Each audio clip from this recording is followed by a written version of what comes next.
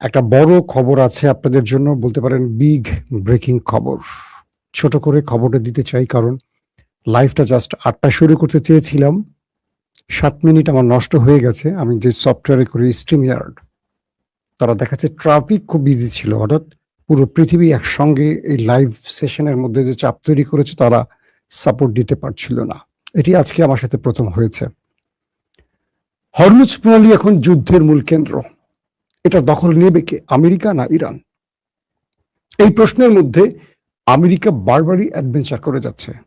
কখনো radar system of করে দিয়ে ওয়ারশিপ পাঠাচ্ছে ইরানের ভেতরে আক্রমণের জন্য। ইরান পাল্টা জবাব দিলে পালিয়ে যাচ্ছে। আবার কখনো ড্রোন পাঠাচ্ছে, ইরান সেই ড্রোন ভূপাতিত করছে। কখনো রিফুয়েলিং ট্যাঙ্কার পাঠাচ্ছে, হঠাৎ করে সেই রিফুয়েলিং ট্যাঙ্কার রাডার থেকে গায়েব, পরে জানা গেল সেটাও ধ্বংস। এবার সবচেয়ে বড় ধাক্কাটা খেল মার্কিন যুক্তরাষ্ট্র। সেটি হলো হরমুজ প্রণালী থেকে মার্কিন যুক্তরাষ্ট্রের সবচেয়ে শ্রেষ্ঠ গর্বের F-35 পঞ্চম প্রজন্মের যে যুদ্ধ বিমান হঠাৎ করে নিখোঁজ হয়ে গেছে।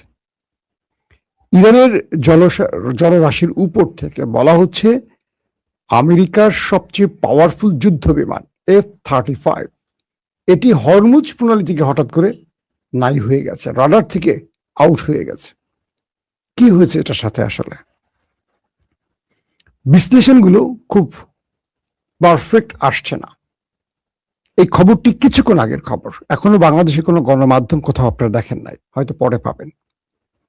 একটু তুলে ধরি বিষয়টা আসলে কিভাবে কি হয়েছে। হরমুজ প্রণালী এখন যে কোনো ভাবে আমেরিকা তার দখলে নিতে চায়, কারণ এখানে যদি আমেরিকা হেরে যায় ইরান বিজয় লাভ করবে। আরবের চাপ হলো যে কোনো ভাবে হরমুজ খুলে দাও, নতুবা আমেরিকা তুমি আরব ছেড়ে যাও। শব্দটা আবার বলছি, আরবের নেপথ্যে, আরবরা বা গালফ কান্ট্রির নেপথ্যে আমেরিকাকে শর্ত দিয়ে দিয়েছে, হরমুজ প্রণালী ইরানের হাত থেকে খুলে দাও অথবা তুমি আরব ছেড়ে চলে যাও। তোমাকে $1 ট্রিলিয়ন দিয়ে আমরা বসিয়ে রেখেছি এই অঞ্চলে, আর তুমি এক ইরানের সাথে লড়াই করে পারছো না, সাথে ইসরায়েলকেও নিচ্ছ তাও পারছো না, আমরা সাপোর্ট দিচ্ছি তাও পারছো না। এক ইরানের কাছে তোমার পরাজয়ের অর্থ হলো আগামী দিন তুমি আমাদেরকে রক্ষা করতে পারবে না, কারণ তুমি নিজেকে রক্ষা করতে পারছো না। এরপর ডোনাল্ড ট্রাম্পের যে নেভি একাধিকবার তারা হরমুজ প্রণালীতে ইরানের জাহাজকে টার্গেট করেছে, পরক্ষণে ইরান তাদের জাহাজকে টার্গেট করেছে। আজকের লেটেস্ট খবর কি জানেন? আরেকটা, ওমান সাগরে মার্কিন যুক্তরাষ্ট্রের একটি তেলের ট্যাঙ্কার প্রবেশ করেছিল। ইরান সেখানে তার কমান্ডো বাহিনী পাঠিয়ে, আইআরজিসির নেভিকে পাঠিয়ে, নৌবাহিনীকে পাঠিয়ে কমান্ডো স্টাইলে মার্কিন যুক্তরাষ্ট্রে সেই জাহাজকে দখল করেছে, আটক করেছে। আমেরিকার তেলের ট্যাঙ্কার ইরান আটক করে ফেলেছে। তাহলে কোথায় আমেরিকার অবস্থা ইরানের কাছে, বুঝতে পারছেন? এরপর গত এক সপ্তাহের মধ্যে বড় দুটো খবর আসছে। হরমুজ প্রণালীতে গোয়েন্দা ড্রোন পাঠিয়েছিল আমেরিকা, সেই ড্রোনটাও আর ফিরে যায়নি, ধপাস হয়ে গেছে, ইরান তাকে ধপাস করে দিয়েছে। দ্বিতীয় গুরুত্বপূর্ণ খবর আসছে, মার্কিন যুক্তরাষ্ট্রের অনেক মূল্যবান একটি রিফুয়েলিং ট্যাঙ্কার হরমুজ প্রণালীতে প্রবেশ করার পর সেটাও নিখোঁজ হয়ে গেছে, নিখোঁজ হয়ে যাচ্ছে। মনে হচ্ছে হরমুজ প্রণালীতে ওই যে একটা কি আমাদের রহস্যজনক বারমুডা ট্রায়াঙ্গেল নাকি আছে, এরকম কিছু একটা ইরান বানিয়ে রেখেছে, আমি মজা করে বলছি। আর আজকের সবচেয়ে বড় যে খবর, আমেরিকার F-35 রাডার থেকে নিখোঁজ হয়ে গেছে। আসলে এটার ভাগ্যে কি ঘটতে পারে? কয়েকটি বিশ্লেষণ আসছে, মার্কিন যুক্তরাষ্ট্র 7700 ইমার্জেন্সি যে কন্ট্রোল, সেখানে তারা লাস্ট বার্তাটি পাঠিয়েছে, বিমানটির কন্ট্রোল হারিয়ে ফেলছে, অর্থাৎ F-35 770-তে ইমার্জেন্সি কলের মাধ্যমে আমেরিকা জানতে পেরেছে তাদের F-35 হরমুজ প্রণালীতে ঢোকার পর। এটার আর কোনো খবর নাই। এটা কি ক্র্যাশ হয়েছে, এটা কি ধ্বংস হয়েছে, নাকি এটা সাগরের পানিতে ডুবে গেছে, এর কোনো উত্তর কেউ জানে না। আসলে এটার সাথে হয়েছে কি? আমেরিকা বলছে অন্য কিছু। ইরান এখন পর্যন্ত চুপ, কারণ ইরান এটি ধ্বংসের দাবিও করছে না, এটাকে ছেড়ে দেওয়ার দাবিও করছে না। ইরান একদম চুপ। পূর্বের রিফুয়েলিং ট্যাঙ্কার বলি, ড্রোন বলি, সেক্ষেত্রে ইরান চুপ। ইরান এখানে কিছু কৌশলে কাজ করে। প্রথম কৌশলটি কি ইরানের? কারণ এখন দুই দেশের মধ্যে যুদ্ধবিরতি চলছে, সিজ ফায়ার চলছে। ইরান কোনোভাবেই অ্যাটাক করলেও বলবে না তারা করেছে। যেমন আরব আমিরাতে অ্যাটাক করে ইরান চুপ, বলেনি আমরা অ্যাটাক করেছি, কিন্তু আরব আমিরাতে ধোলাই চালিয়েছে। তবে কিছু ধোলাই ফলস ফ্ল্যাগ অপারেশন হতে পারে। বিভিন্ন বিশেষজ্ঞরা বলছেন F-35 হরমুজে ঢোকার পর এটার মধ্যে এমন কোনো অ্যাটাক হয়েছে, ইনভিজিবল অ্যাটাক, যেটা কোনো মিসাইলের মাধ্যমে নাও হতে পারে। ক্লিয়ার না, এটা আমেরিকা হয়তো জানাবে বা জানাবে না। এইসব জায়গায় আমেরিকা আর জানায় না কখনো। আমেরিকা ইরানের ইস্পাহানে যে অপারেশন চালিয়েছে, যেই পাইলটকে উদ্ধারের জন্য তারা অপারেশন করেছিল, আজও কি সেই পাইলটকে কোনো গণমাধ্যমে দেখেছেন সে বেঁচে আছে না মরে গেছে, উদ্ধার করতে পেরেছে কিনা? 2 নম্বর, ইস্পাহানে অপারেশনে আমেরিকা কয়েক ডজন যুদ্ধ বিমান, ড্রোন, হেলিকপ্টার ইউজ করেছে। কয়টা ফিরে গেছে এই হিসাব আমেরিকা দেয়নি। 3 নম্বর, শত শত সেনারা, কমান্ডোরা প্রবেশ করেছিল, কয়জন বেঁচে ফিরতে পেরেছে সে হিসেবও আমেরিকা দেয়নি। এই হিসেব আমেরিকা কখনো দেবে না। যে ড্রোন এবং রিফুয়েলিং ট্যাঙ্কারের কথা বলেছি, সেগুলোর ভাগ্যে কি ঘটেছে আজও কি আমেরিকা বলেছে? বলেনি। এখন F-35 দুটো বিষয় হতে পারে। এক, ইরান ইনভিজিবল অ্যাটাক চালিয়ে এটাকে শেষ করে দিয়েছে। হতে পারে অন্য কোনো অ্যাটাক, মিসাইল, ড্রোন, এইটা এখন ধারণা করা হচ্ছে না, কারণ ইরান এই বিষয়ে চুপ। এখন তাহলে কি হতে পারে? অর্থাৎ এটি ইরানের জলসীমায় ঢোকার পর ইরান এমন কোন টেকনোলজি ব্যবহার করছে যেটা ইরান এখন শত্রুকে বলতে চায় না, কিন্তু শত্রু জানুক সে সেটা চায়। খুলে বলছি, ইরানের যিনি এয়ার চিফ, তিনি বলেছেন যে আমরা আমাদের পুরো রাষ্ট্রের গুরুত্বপূর্ণ জায়গাগুলোকে সমস্ত টার্গেট লক করে রেখেছি। কে বলছে? ইরানের এয়ার চিফ, মানে বিমান বাহিনীর প্রধান। তিনি বলছেন যে আমরা পুরো গুরুত্বপূর্ণ সবকিছু আমাদের ভূমির আমরা টার্গেট লক করে রেখেছি। শত্রু ঢোকা মাত্রই আমাদের কবজায় চলে আসবে। তাহলে F-35 যে কবজায় চলে আসলো, এটা কি তারই লক্ষণ?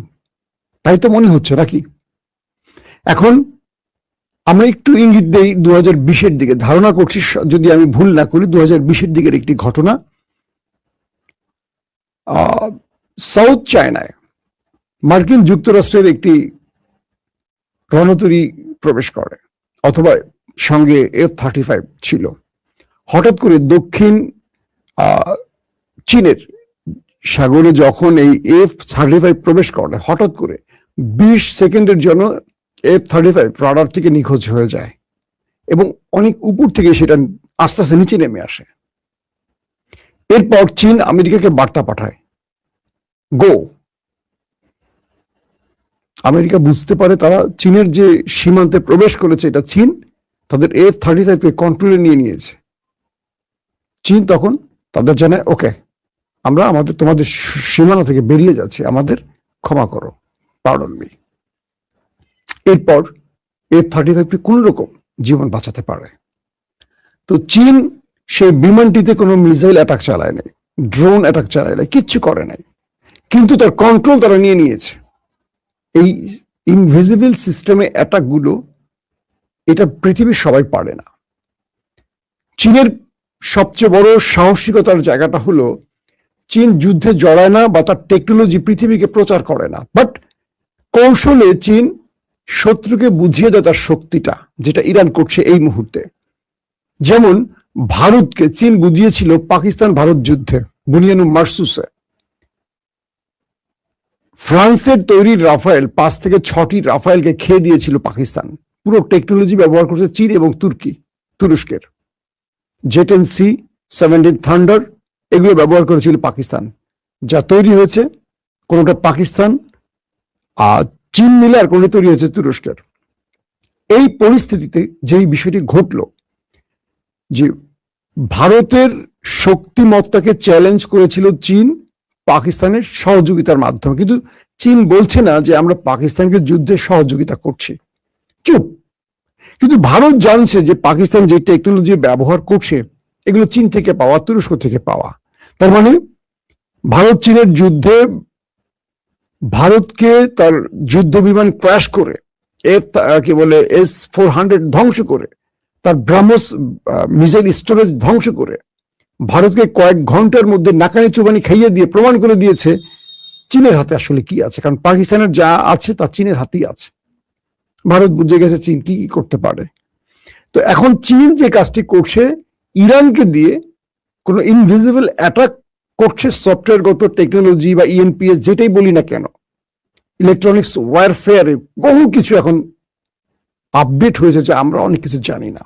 কিন্তু আমেরিকা তার সর্বোচ্চ টেকনোলজি ব্যবহার করছে ইরানের বিরুদ্ধে, সেটা আমরা দেখছি। কারণ ডোনাল্ড ট্রাম্প যখন বলছে এবার আমি নিউক্লিয়ার অ্যাটাক করবো, তার মানে সব ব্যবহার হয়ে গেছে আমেরিকার হাতে আর নতুন কিছু নাই। যা ব্যবহার করার আমেরিকা করে ফেলেছে। যদি বাকি কিছু থাকতো তাহলে সে নিউক্লিয়ারের হুমকি দিত না। ইরান আমেরিকাকে বোঝাচ্ছে যে আমি তোমাকে মিসাইল মারবো না, ড্রোন মারবো না, আমি ঘরে বসে তোমার F-35 খেয়ে দিতে পারি, তোমার F-16 খেতে পারি, 17 খেতে পারি, 18 খেতে পারি। ইসরায়েলকে আমি ঘরে বসে ENPS অ্যাটাক করতে পারি, ইসরায়েলকে আমি ঘরে বসে ইলেকট্রনিক্স ওয়ারফেয়ারের জগতে যে দুর্দান্ত খেলাগুলো দেখাতে পারি। আমি সিজিল মারতে পারি, কখনো সিজিল মারবো না, কখনো আমি ঘরে বসে তাকে হ্যাক করে আমার কাছে টেনে আনতে পারি। F-35 তো ইসরায়েলে ব্যবহার করছে মার্কিন যুক্তরাষ্ট্রের কাছ থেকে কিনে নিয়ে, ইসরায়েল এগুলো ব্যবহার করছে, F-16 ব্যবহার করছে। এগুলো তো ইরান যদি এখন আমেরিকাকে হরমুজ প্রণালীতে এভাবে রাডার আউট করতে পারে বা ক্রাশ করতে পারে, যদি এই বিমানটি ক্র্যাশ হয়ে থাকে তাহলে পাইলট কোথায়? বেঁচে আছে না মরে গেছে? পাইলট কি ইরানের হাতে? যদি পাইলট ইরানের হাতে হয় তাহলে খেলা কোন দিকে যাবে বুঝতে পারছেন? এই পাইলটকে দিয়ে গেম চেঞ্জ করবে ইরান। অর্থাৎ ইরান এই যুদ্ধে কেন এখন পর্যন্ত আমেরিকাকে তোয়াক্কা করছে না, তার মূল কারণ ইরানের হাতে এমন কিছু আছে, হয় বন্ধুরা দিয়েছে অথবা ইরান নিজে তৈরি করেছে, যেহেতু এই বিষয়গুলি স্পষ্ট নয়। পাশাপাশি বারবারই খেয়াল করবেন যে ইরান তাদেরকে বলছে যে আমরা তোমাদেরকে দুটো বিষয় ছাড়া সব বিষয়ে আলোচনা করব। এক, হরমুজ প্রণালীতে কোনো ছাড় দেব না, এখান থেকে আমরা টোল নেব, এটা আমাদের কন্ট্রোলে থাকবে। এখন থেকে হরমুজ থেকে আমাদের পুরো ক্ষতি পুষিয়ে নেব। এই যে 40, 45, 50 বছর তোমরা শোষণ করেছো আমাদের উপর, আমাদেরকে তোমরা যেভাবে স্যাংশন দিয়ে রেখেছো, নিষিদ্ধ করে রেখেছো, তার পুরো ক্ষতি আমরা এখন পোষাবো তোমাদের থেকেই টাকা নিয়ে। তুমি আমার হরমুজ প্রণালী দিয়ে ফাইবার অপটিক নিছো না, তোমার ইন্টারনেট তার নিছো না, 10 ট্রিলিয়ন মার্কিন ডলারের তার তুমি এখান থেকে নিছো, আমি কেটে দেব। আমাকে এখন প্রতি মাসে বা বাৎসরিক ভাতা দিতে হবে, তোমাকে আর ছাড় দেব না, শুধু টাকা আর টাকা, বুঝছেন? এই পয়সা পয়সা তুমি হরমুজ দিয়ে জাহাজ নিবা, পয়সা দিতে হবে, আর ফ্রি না। তুমি আমাকে বিনিময়ে আরো একটা স্যাংশন দাও, তোমার টাকা দিয়ে আমি স্যাংশন কাটাবো। নাম্বার 2, হরমুজ প্রণালীর বাইরে আরেকটি ইস্যু আছে, তার নাম হলো নিউক্লিয়ার। আমি নিউক্লিয়ার ইস্যুতে তোমার সাথে কোনো কথা বলতে রাজি না, বাকি সব বিষয় আসে। দুটো ইস্যু ইরানকে প্রশ্ন করা হয়েছে, আপনার এত বড় সাহস, আপনি সুপার পাওয়ারের সাথে টক্কর দিচ্ছেন। ইরান কি বলছে জানেন? আমি তো সুপার পাওয়ার, আমি সুপার পাওয়ার। আপনার কি এখনো যুদ্ধের দৃশ্যপটে বুঝেনি যে আমরা সুপার পাওয়ার?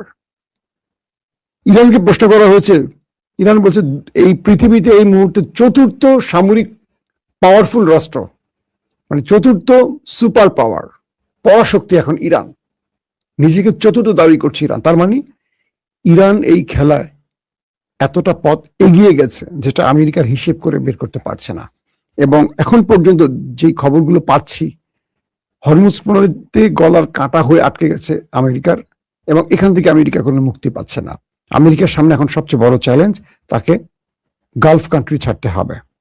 গালফ কান্ট্রি ছাড়লে মধ্যপ্রাচ্যে ইসরায়েল একা হয়ে পড়বে, সকাল বিকাল ইরান থাবড়াবে।